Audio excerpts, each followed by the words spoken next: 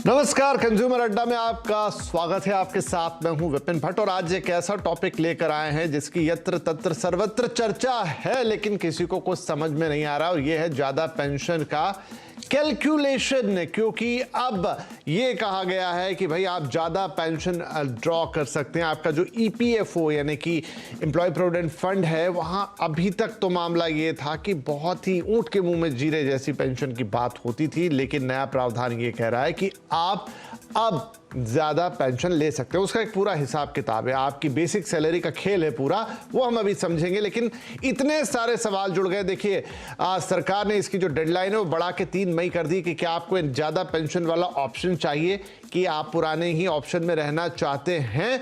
और लोग बहुत कंफ्यूज हैं कि भाई क्या करना चाहिए, ज्यादा पेंशन किसको खराब लगेगी, लेकिन उसकी क्या नियम शर्तें कानून है, क्या होगा क्या नहीं होगा, कितने पैसे एक्स्ट्रा देने पड़ेंगे, कैसे मुझे ज्यादा पेंशन मिलेगी, तमाम सवाल आते। कौन एलिजिबल है कौन नहीं है, बीच में नौकरी छोड़ दी, रिटायर हो गए या फिर 4 कंपनियां बदल ली, होगा क्या। सारे सवालों के जवाब आज हम देंगे और उसके लिए हमारे साथ 2 खास एक्सपर्ट भी होंगे। लेकिन पहले थोड़ा एक आइडिया दे दें आपको कि भाई क्या अनाउंसमेंट हुई है, क्यों आपको कंफ्यूजन है, क्या चुनना है और कैसे करना है। तो एक नजर डालते हैं कि क्या है ये बात। है ईपीएस में बदलाव, एम्प्लॉय पेंशन स्कीम जो है, अब सुप्रीम कोर्ट का एक आदेश आया था, उसके बाद ये बदलाव हुआ है। ठीक है, तो मामला सुप्रीम कोर्ट से आया, कर्मचारियों को ज्यादा पेंशन पाने का विकल्प दिया जाए, ये बात कही गई, दे दिया गया है भाई विकल्प। पेंशन फंड में योगदान बढ़ाने का विकल्प है कि आप पेंशन फंड में अपना योगदान, अब वो कैसे होगा वो भी समझेंगे।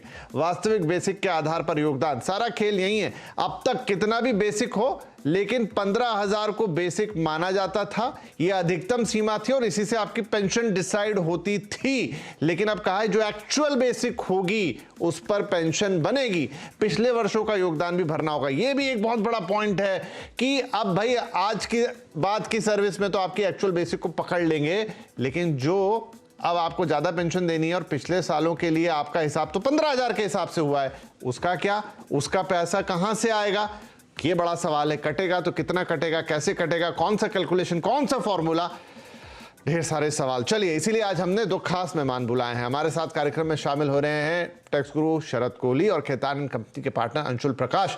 आप दोनों का ही बहुत स्वागत है। पता नहीं अगले 20-25 मिनट में हम वो सारे सवाल ले पाएंगे कि नहीं ले पाएंगे, पर कोशिश होगी अधिकतम कंफ्यूजन को दूर किया जाए।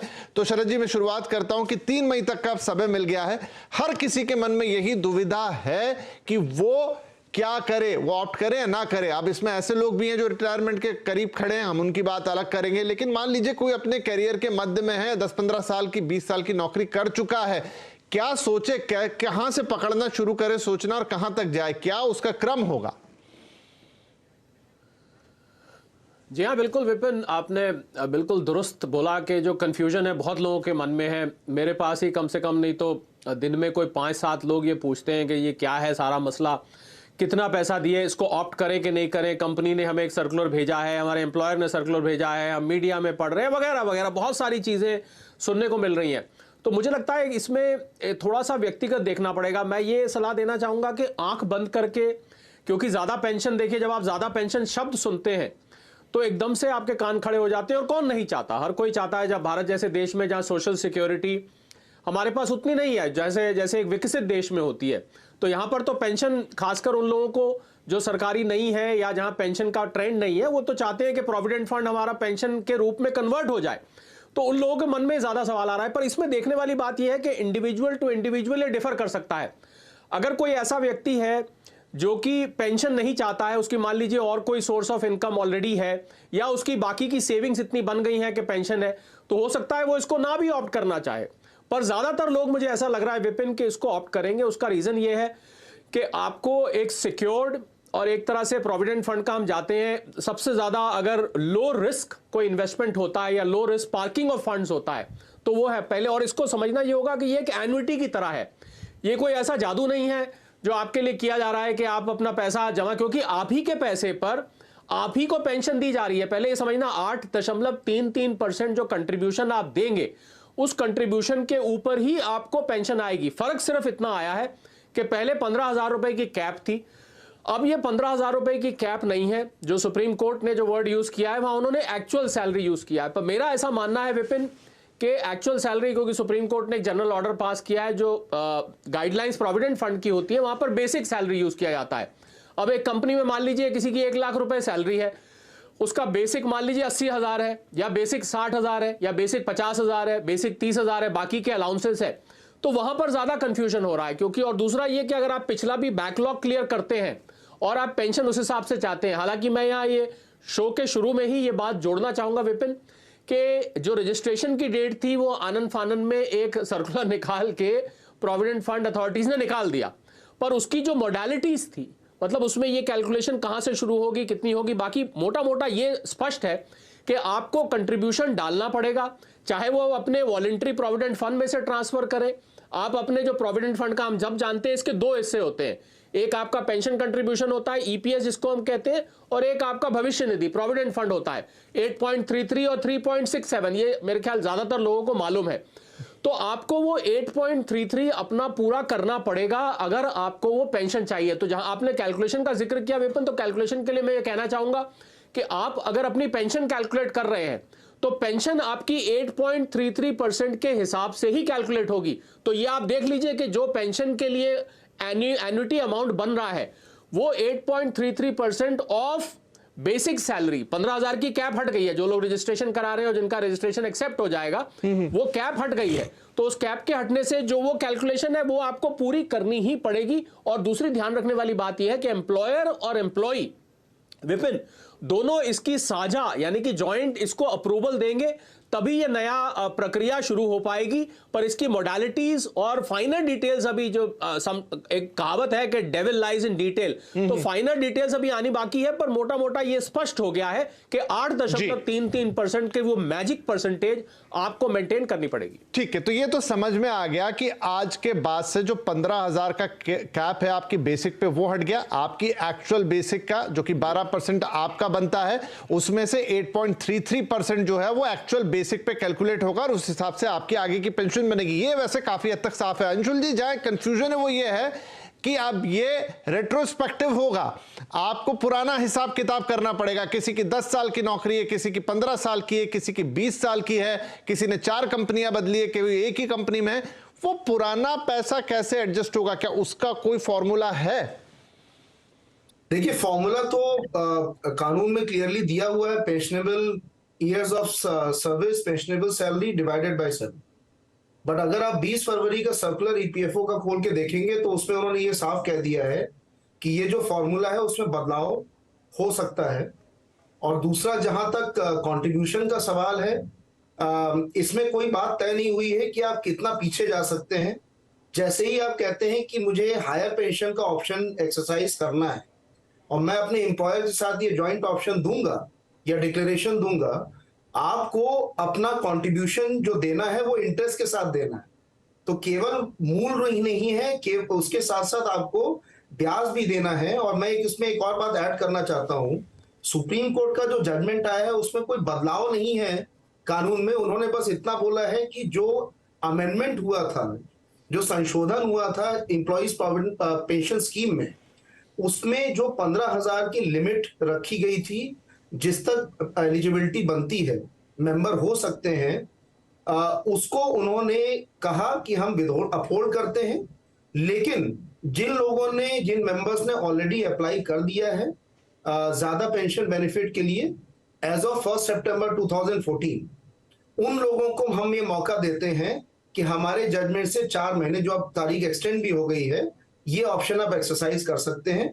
बहुत सी डिलेज हुई, सर्कुलर्स कई तरह के आए हैं, लेकिन बात केवल इतनी है, जो आज के टाइम पे जो आप फॉर्मूला देखेंगे उसके बेसिस पे अगर आप जाते हैं तो आप you have to go back in time. जितना टाइम अभी तक आपने सर्विस का अपना स्पेंड किया है, अगर आपने उसमें चाहते हैं कि हायर पेंशन मुझे मिले और ज्यादा कंट्रीब्यूशन 15,000 के ऊपर आपको देना, एक्चुअल बेसिक पे देना है, इन दैट केस आपको पूरे पेंशनेबल ईयर्स ऑफ सर्विस में जाना पड़ेगा। और ये मैं उन लोगों के लिए कह रहा हूं जो रिटायरमेंट के एकदम नजदीक है, उनको इस चीज का ध्यान रखना पड़ेगा कि क्वांटम कितना अधिक हो सकता है, उस पर ब्याज की भी बात है। और सबसे इंपॉर्टेंट चीज क्या है, 1.16% का एक एडिशनल कंट्रीब्यूशन की बात कही गई थी इस कानून में, जिसको सुप्रीम कोर्ट ने कहा कि इस एडिशनल कंट्रीब्यूशन के लिए जो ज्यादा कंट्रीब्यूशन मेंबर से मांगा गया है इस कानून के तहत, 2014 के कानून के तहत, उसको हम बहाल नहीं कर सकते।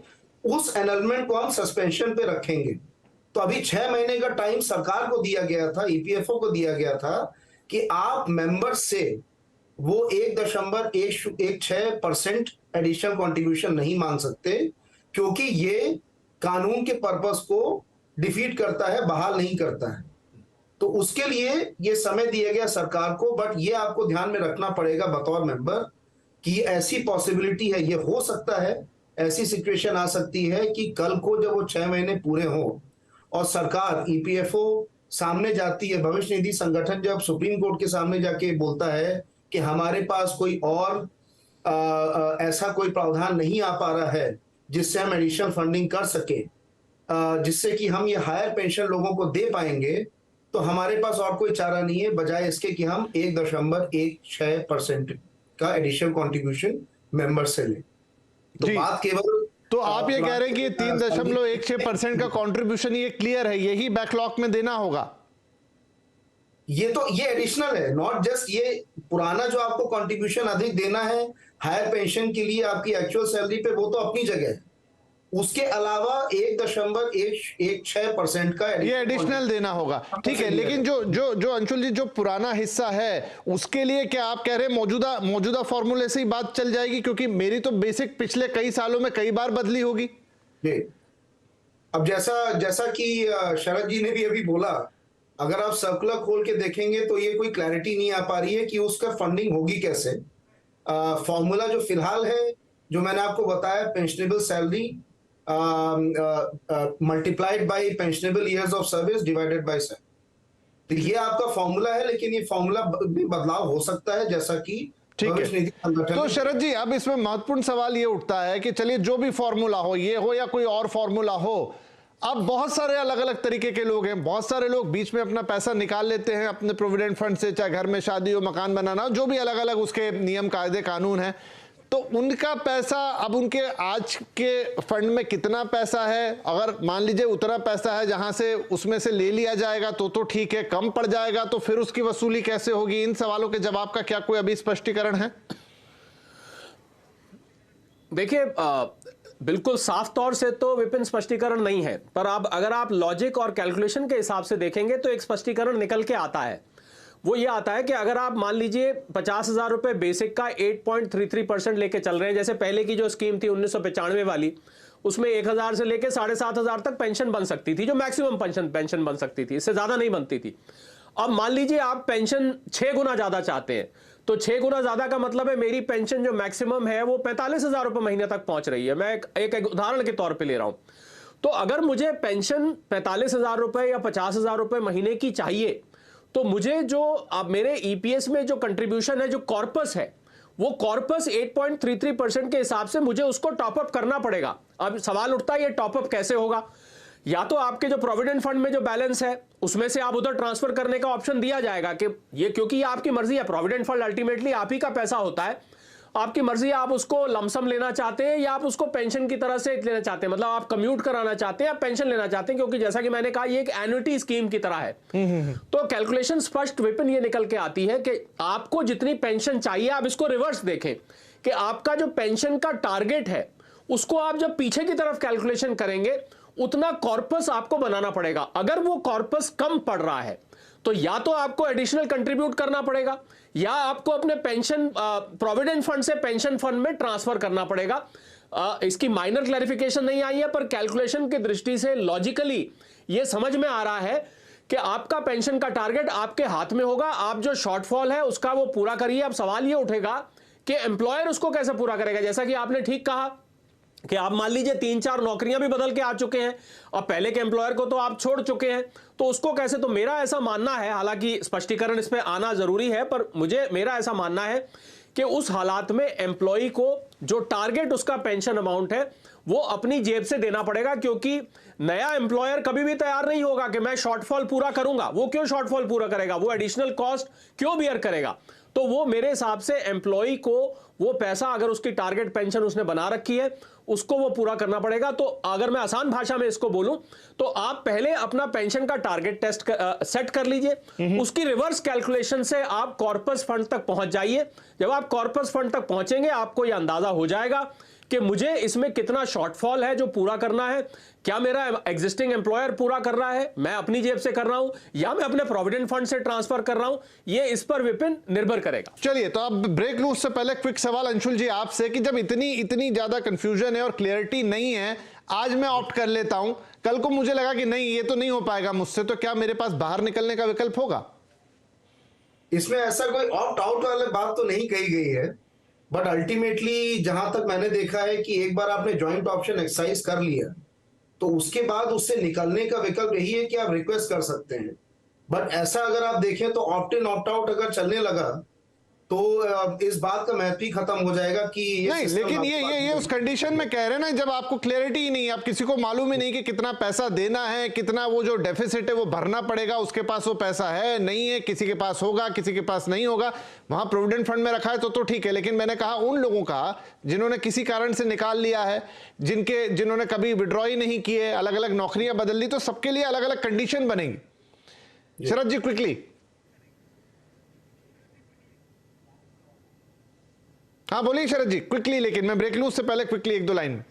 हाँ, मैं आपके सवाल का जल्दी से जवाब। देखिए, अगर आपका कॉर्पस कम पड़ जाता है तो आपकी, मेरे हिसाब से आपकी पेंशन को उतना ही लिमिट कर दिया जाएगा।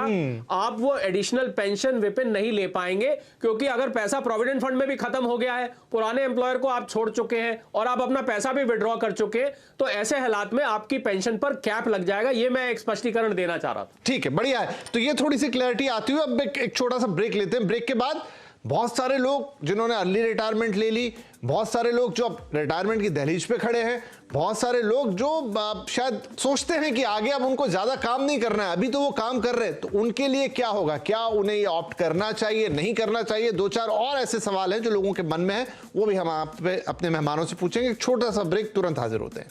पेंशन क्या है कैलकुलेशन, एक सर्कुलर जिसने सबको कंफ्यूज कर दिया है कि भाई एक नई पेंशन स्कीम है, आप ज्यादा पेंशन चाहते हैं उसको आप ऑप्ट करें कि नहीं करें। तारीख बढ़ गई है लेकिन साथ में कंफ्यूजन भी बहुत बड़ा है, तो उसी कंफ्यूजन को आज सुलझाने की कोशिश। आगे बढ़ूं, अपने मेहमानों से बात करूं उससे पहले बहुत सारे यंगस्टर्स ये सवाल पूछ रहे हैं क्या ये हमें करना है। तो भाई 1 सितंबर 2014 के पहले अगर आपका ईपीएफओ अकाउंट खुल गया था, आप नौकरी कर रहे थे, ईपीएफओ के मेंबर थे, तभी आप इसे कर सकते हैं। उसके बाद अगर आप बने, उसके बाद आपकी सर्विस शुरू हुई, आपके लिए नहीं है। और जो लोग उस डेट के पहले रिटायर भी कर गए थे, ये उनके लिए भी नहीं है। तो अब यहां पर एक सवाल है शरद जी, वो ये कि जो लोग रिटायर हो गए, मतलब इस डेट के बाद, अब ये आगे है, इस डेट के बाद रिटायर हुए हैं, तो क्या और वो चाहते हैं कि उन्हें हायर पेंशन मिले या नई पेंशन स्कीम ऑप्ट करना चाहते हैं, तो उन्हें खुद अप्रोच करना होगा ईपीएफओ को या उनकी कंपनी उनके पास आएगी, क्या होगा उनका? मेरे हिसाब से जो लोग विपिन रिटायर हो चुके हैं उनके लिए ऐसा मेरा मानना है। हालांकि देखिए, हम जितनी भी बातें कर रहे हैं, जब तक इसके एसओपी जिसको हम कहते हैं स्टैंडर्ड ऑपरेटिंग प्रोसीजर नहीं आता है, तब तक हम इसको एज एन एक्सपर्ट अटकलें लगा सकते हैं। तो मेरा ऐसा मानना है कि जो लोग रिटायर हो चुके हैं उनके लिए एम्प्लॉयर का करस्पॉन्डिंग उसमें रिजॉइंडर देना जरूरी नहीं होगा, वो लोग इसको खुद कर पाएंगे। और उसके बाद विपिन, मैं आपने जो ब्रेक पे जाने से पहले एक सवाल उठाया था, वो बहुत ज़रूरी सवाल ये था कि क्या वो लोग जो रिटायर होने वाले हैं या ये किनके लिए है, मतलब जो लोग अभी अपनी एम्प्लॉयमेंट की मिड में है या जो लोग रिटायर होने वाले हैं, किसको ऑप्ट करना चाहिए। पहले तो ज़्यादा बड़ा सवाल ये भी उठता है मेरे हिसाब से, जो लोग अभी कैरियर जिन्होंने शुरू किया है या अभी जिनको नौकरी करते कुछ साल हुए हैं। देखिए, प्रोविडेंट फंड हम सब जानते हैं आपको, और हमने कोविड में ये देखा कि लोगों ने प्रोविडेंट फंड में किस प्रकार, जब भी मुसीबत आती है तो सबसे पहली नजर एक सैलरी वाले की प्रोविडेंट फंड के पैसे पे जाती है, और आपको तो लमसम जरूरत है। और आप जो अभी अंशुल से पहले डिस्कस कर रहे थे कि क्या इसमें इन एंड आउट का ऑप्शन होगा, तो ये मैं यहां पर स्पष्टीकरण देना चाहूंगा। और मुझे ऐसा उम्मीद है कि जो मैं बोल रहा हूं, और अंशुल ने भी कहा, मेरा भी ऐसा ही मानना है कि एक दफे आपने एन्युटी कर दिया, क्योंकि प्रोविडेंट फंड अथॉरिटी क्या करती है, जो पीएफ का इन्वेस्टमेंट का मैकेनिज्म है, जैसे ही आप ऑप्ट करते हैं वो उसको एलोकेट कर देते हैं। तो आप अगर एन्युटी से बाहर आने की ऑप्शन आपके पास नहीं होती है, तो एक दफे आपने पेंशन ऑप्ट कर दी, तो आप कहें कल को मुझे मकान बनाने के लिए पैसा चाहिए, या मुझे तो कोई शादी ब्याह घर में आ गया उसके लिए पैसा चाहिए, या हायर एजुकेशन के लिए चाहिए, मुझे लग रहा है इसीलिए जो लोग जिनका अभी रिटायरमेंट बहुत दूर है उनको बहुत सोच समझ के ये ऑप्शन लेनी चाहिए, क्योंकि एक दफे एन्युटी हो गई तो फिर आपको एग्जिट ऑप्शन आसानी से नहीं मिलने वाली है। हाँ, जो लोग रिटायर होने वाले हैं मुझे लग रहा है उनके लिए ये एक बहुत अच्छा विकल्प निकल के आ सकता है, क्योंकि अभी थोड़ी सी मेहनत करके ही वो एक अच्छी खासी पेंशन अपने लिए हर महीने जनरेट कर सकते हैं प्रोविडेंट फंड के माध्यम से। तो ये बहुत ध्यान रखने वाली बात है। और ज्यादातर सवाल जो आ रहे हैं विपिन, आपको मैं बताऊं कि ज्यादातर यंग लोगों के आ रहे हैं, जो 35-40 साल जिनकी एज है, जिनकी अभी जॉब को 10-15 साल हुए हैं और रिटायरमेंट अभी बहुत दूर है। तो ये एक स्पष्टीकरण मैं समझता हूं सबके लिए समझना बहुत ही जरूरी है विपिन। नहीं, बिल्कुल सही कहा आपने, क्योंकि आपका बड़ा कॉर्पस जो है अब लॉक हो जाएगा आपकी पेंशन के लिए। तो जिन जिन अलग अलग मदों में आप निकाल सकते हैं पैसा ईपीएफओ से, वो आप नहीं निकाल पाएंगे, वो हिस्सा छोटा होगा। तो बिल्कुल सही विश्लेषण यहाँ पर शरद जी हमारे एक्सपर्ट वो दे रहे हैं। अब एक, क्योंकि समय मेरा लगभग समाप्त होने को, अंशुल जी इस पर अभी तो 3 मई तक तारीख बढ़ा दी गई है, लेकिन जो ये सारे सवाल हमने आज उठाए जो हमारे मन में, इन पे स्पष्टीकरण कब तक मिल सकते हैं, क्या उम्मीद करें हम?